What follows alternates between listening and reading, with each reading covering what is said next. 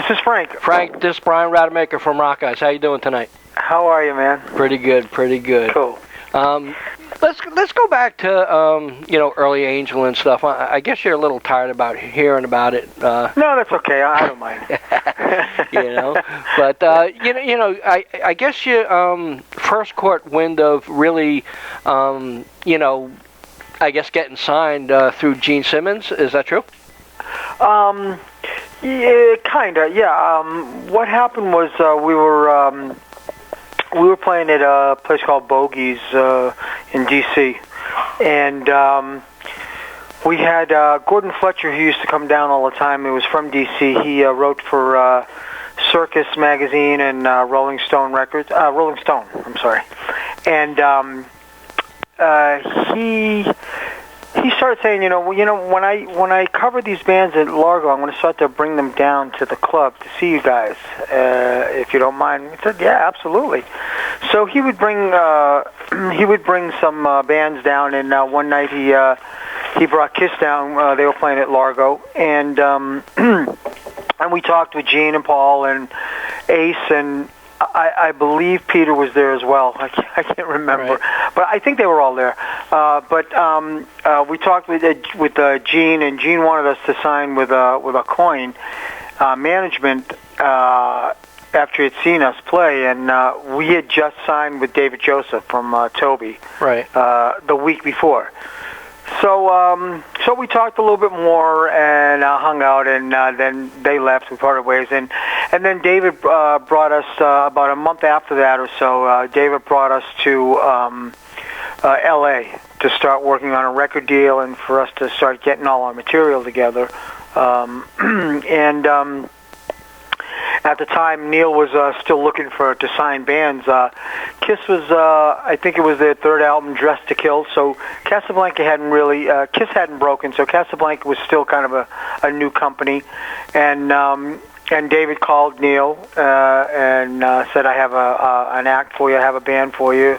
I hear you're looking to sign bands." And he mentioned the band, and Neil said, "I'd like to see them." And David said, "Well, I think the guys in Kiss have already seen them, and you can ask them about them and stuff." So evidently he must have called Paul or Gene, and they mentioned the band. And Neil said, I'll sign the band. I don't have to see them. He said, I got a good recommendation from the guys, and I'll sign the band. So what happened was we almost ended up signing with Capitol until we went back to Neil because of Neil and the way he was. We felt a lot more comfortable with Neil, so we ended up signing with Neil, and that's how that whole thing came about. Cool. Wearing the white, was that the perception of the band, or was that the record label doings? No, that was all us. Right. That was I don't think the record label were involved in anything that we did other than to back us and by the time we got to the third album, to pressure us, to give us a little bit of pressure of writing a little bit more radio-oriented stuff. And I think we put a little bit of pressure on ourselves as well at that time. But no, they weren't involved in any of those kind of decision-making processes, and honestly, the white thing was, it may sound crazy, but it just kind of happened that way. I don't think that I don't ever remember having a conversation about saying, oh, well, Kiss are in black, so maybe we should dress in white. It didn't happen that way, it just happened that I think that we, in our conversations and in us trying to put something together, a show together, that I think that the white kind of set us apart from everyone else right. back then, and that's how we came upon using white. Cool. Who came up with them boxes that were on stage and the hologram of the face? All those, we went through a lot of different ideas of how we wanted to present ourselves with the show and everything, and we had talked about some sort of maybe illusion. So David Joseph, our manager, had brought down Johnny Gone, who who had built a lot of stuff for Doug Henning and a lot of different magicians back then. So he brought like prototypes of different kind of ways to approach it, whether it would be an illusion where we one of us came on stage or one of us disappeared on stage, and so we had a lot of different ideas floating, and finally we came to the conclusion that we wanted to try and do something where we all appeared in the beginning of the show on stage. So we went through a different process with him, and he came up with different ideas, and we worked on that, and we also worked on the illusion at the end of the show where we disappeared into the into our latest record album, right. Whatever that cover was. We disappeared into that and exploded right. That's into cool. nothingness. Great, yeah, because I saw you guys live 3-4 times, and you were just amazing. I really enjoyed the show. Thank you. It was a lot of fun just going and just watching. Like it was really a sight to see. And I think that was kind of the way we wanted to approach it, as far as like just kind of like a great show, Right. And we and back then, in the 70s, I think a little bit more was. So much more was concentrated on the music, so we didn't want to take away from that as well. So a lot of the stuff that we did, almost everything we did, was in between songs, or like I said, to introduce the song, to introduce the band on stage, and to disappear at the end. Right. So a lot of the stuff happened. Everything happened in between or before and after the songs. Right. Do you feel Japan, going to Japan, was a big stepping stone for the band? Yeah, it was pretty crazy. I bet. When we did Japan, we came back to the States and went, "Whoa, how come this is not happening here?" Right. It was pretty crazy over there. We did 2 nights at the Budokan, 2 nights in Osaka, and we each had our own bodyguard. We had to take a whole floor in every hotel that we went into, and we couldn't go by ourselves. We couldn't leave the rooms really, because a lot of fans were parked outside the hotels that we stayed at, and we couldn't walk out without being mobbed. So it was pretty crazy. Wow. But it was enjoyable. It was fun. Yeah, they must have treated you like kings over there. Yeah, it was great. We had like decoy limos, and it was pretty wild. We did some television shows out there, and they had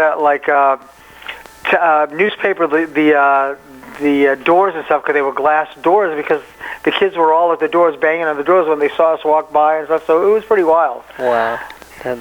What experience. Yeah. Tell me a little bit about Vinyl Tattoo. Vinyl Tattoo is a project that Oz and I put together out here. It's a band that we do locally. I keep on singing. I do what I do, so I'm always singing. I want to do something. Right. So my friendship with Oz was he was out here, and I said let's put something together where we can play.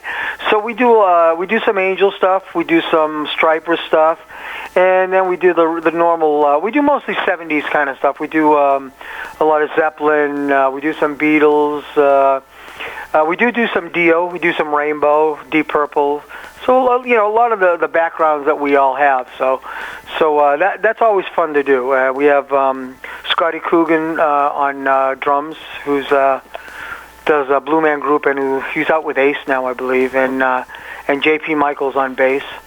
So we've had that going for a while, and we also Jeff Duncan from Armored Saint sits in subs for Oz when Oz is doing his Striper thing. So we have fun doing that thing. Cool. And also, like I was checking out, your website today and stuff, and you do vocal coaching and stuff like that. How's that go? It's fun. I was just talking to someone about. They were asking me about the vocal coaching thing, and I started doing that about a year or two after I came out here to Vegas. And what I found was I have a lot of different students. I have young kids, young girls. I have young boys that are, I think some of them, their parents think that they have something to offer, and others have them in there because they want them to have some after-school curricular activity as well. Yeah. So I get both kind of things, and I also have some guys in local bands out here, and some guys from the Strip that are doing work on the Strip. But I find, that from me taking when I started, I was 9 years old when I started taking vocal lessons, and I find myself remembering as I'm teaching a lot of the stuff that I kind of forgot, Right. So it's a good therapy for me as well when I put them through all these things, all the exercises and stuff for me to remember. So Right. So I enjoy it. Yeah. Cool. Did you ever have like a student and stuff that really was basically just a fan that wanted to be near you or something? Yes, it has happened a couple of times. I figured that. Yeah. Yeah? Yeah, it has happened a couple of times. Wow, that's something. Okay, let's get into the Domino album. Okay. You just got signed, I guess, the Frontiers record. Yes. And Yes. how'd that work out? What happened was it all worked out over dinner between myself and Ken Ciancimino. Ken's a good friend of mine. Ken has been involved in the music business for a long time. He's good friends with close friends with Glenn Hughes and David Coverdale, and Ken has known myself and Greg for a while, so we become good friends. And he's worked in casinos. He was a VP at Hilton for a while, so he's been involved in music for a long time. And so we were having dinner, and he said to me, he said, "Well, why don't you do a solo album?" And I said, I've mostly worked in a band kind of environment. I've never Right. really approached it, as a solo artist. And we talked more and more. And as the conversation started working its way through the whole thing, I kind of started thinking, maybe it might be a good challenge for me. Instead of writing for a particular genre of music or a particular member of the band and stuff, I could look at it differently and kind of write it now. Just write songs, good songs, which I've always kind of wanted to do, but I'd never really pursued it in that vein. Because, like I said, I've always went from one band to the next band. Right. So the more we talked about it, the more I thought it was a great idea. And so he said, "Well, let me Serafino, let's see if there's something that we can put together." So Serafino said, "Well, why don't you send me a track so I have an idea of what vein and what you're doing." Right. So the only song that wasn't written for the album is Even Now. Mm-hmm. That's the one that I wrote with Barry. We had written that prior to this whole thing. And I had a demo version of that, so I sent that to Serafino, and Serafino heard it. He said, "Well, let's do something. Let's make some music." So I called Oz Fox, and a friend of mine, Jeff Lubansky, who I had worked with previously with in a band up in Portland. That Stephen Riley and I went up to Portland and worked with Jeff. Stephen Riley from L.A. Guns and Wasp. He and I grew up together back in Boston, so I had known Stephen for a while. Mm-hmm. And so my approach for the whole thing was that, as I talked to Oz and Jeff, I said, because they asked me, well, what kind of way are we going with this? What kind of genre are we going to do with this? So I said, let's just write and see where it takes us. I said, I want to just write some good songs. So we started writing, and Jeff and I, it went right back to where it was when we wrote before. So, a little apprehensive because we hadn't seen each other in a while, and I thought, writing can be very tenuous. So we sat down a little bit apprehensive when we sat down, but when we sat down across from each other and started playing and stuff, it just started, we just forgot about everything and just started writing again.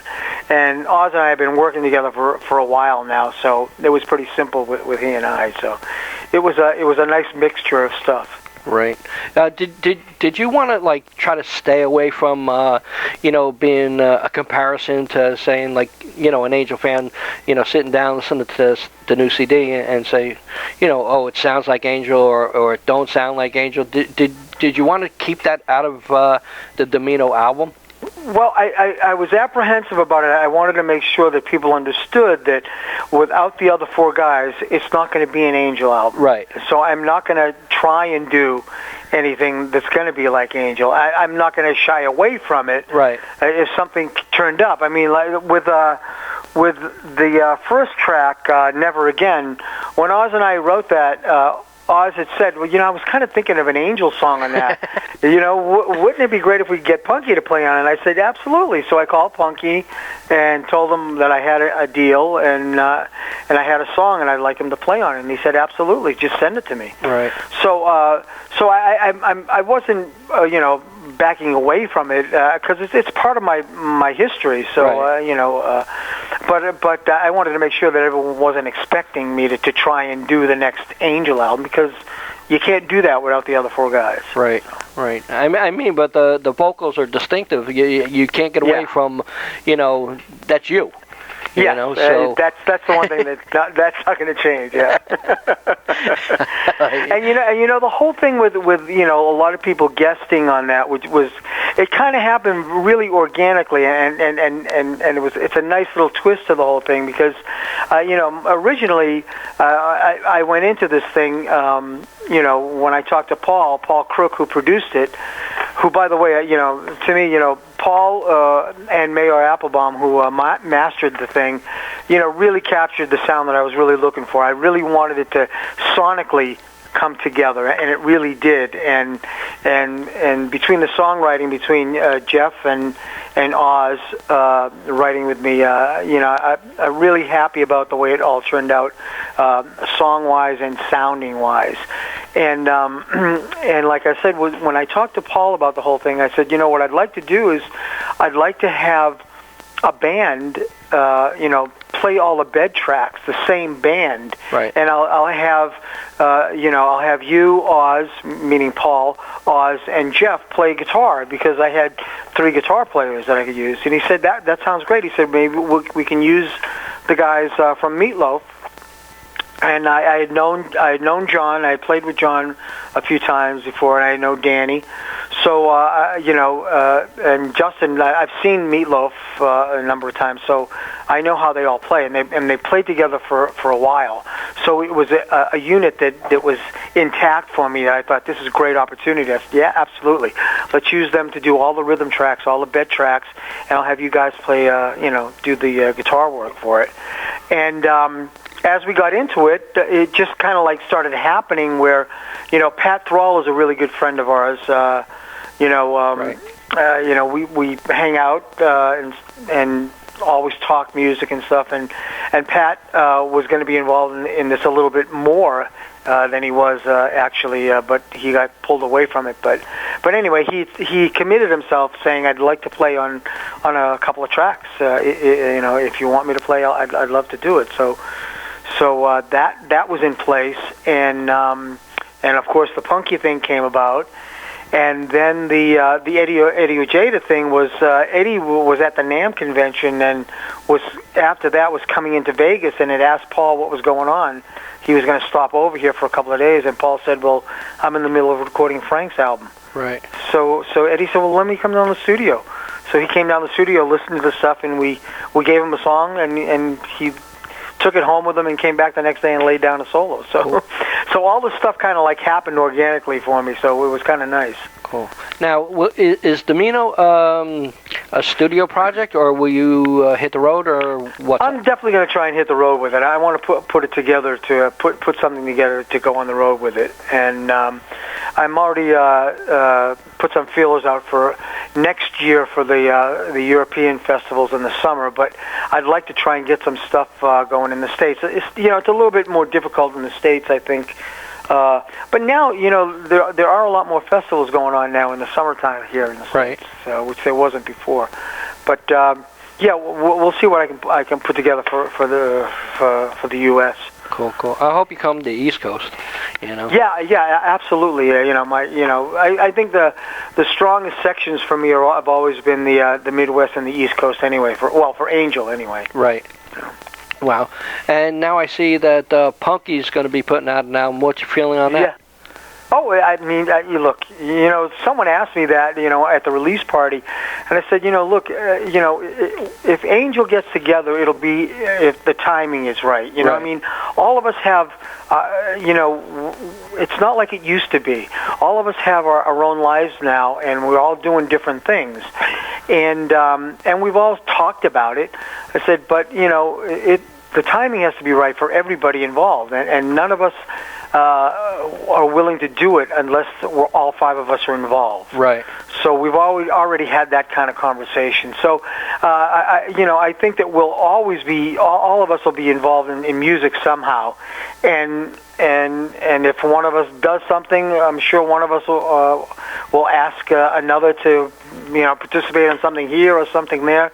You know, the last thing that Barry and I did with the in the beginning thing was just a bunch of songs that Barry and I had that we wanted to put out. You know, we kept on writing after the Angel thing and kept on playing. So when we decided to do the In the Beginning CD, yeah, we went back and forth thinking, well, should we call it Angel? What should we call it? Go back and forth, and we talked to the rest of the guys, and everyone said, you know, go ahead. You know, if you can get a deal with the name Angel, go ahead and do that. So that's what we did, and subsequently we asked Punky to play on a couple of tracks, and Felix, and actually Greg was supposed to play on my thing on Old Habits Die Hard, but he was going to play on The Quest, but just again, timing wise, he wasn't able to get it together. He had so many other commitments that he had to do that he wasn't able to get it together in time to do the track. So we've already talked about maybe the next one getting together and doing something. So right. I mean, I saw pictures of you and Greg. How was it meeting back up with him? You know, I've seen Greg a number of times out here because we both live out here. Right. And you know, so I visit his house every once in a while, see what's going on. And we actually hung out the next night as well. We went to see Ace at a club. A friend of ours has a club that's out here. So we hung out with Ace for a while. So I said, I haven't seen you in like a month or two, and now I see you 2 nights in a row. Wow. But yeah, I mean, we always keep. It's not like we call each other every day, right, but we keep in touch with each other. You know? Right. Do you have any other projects in the works? Right now, I'm concentrating on this. I'd like to get this off the ground. I mean, I'd like to see what I can do. If I could do something, put a band together and take this out on the road, it would be great. Cool. That's great. Frank Domino, Good Habits Die Hard, Frontier Records. Please support the new CD. Frank, it's great to talk to you. I mean, you know, I loved the band when I was younger, and thank you very much. One of my favorite bands ever, Kiss and Angel. You know. Yeah. Would you like to say anything to the fans in conclusion? Yeah, take a listen to Old Habits Die Hard. It's you know, I think it's an album that it really like I said, sonically sounds great, and it really came together songwriting wise for the whole thing. So yeah, take a listen to it, and I hope everyone enjoys it. Thanks a lot, Frank. Thank you for having me. Bye bye. All right, bye bye.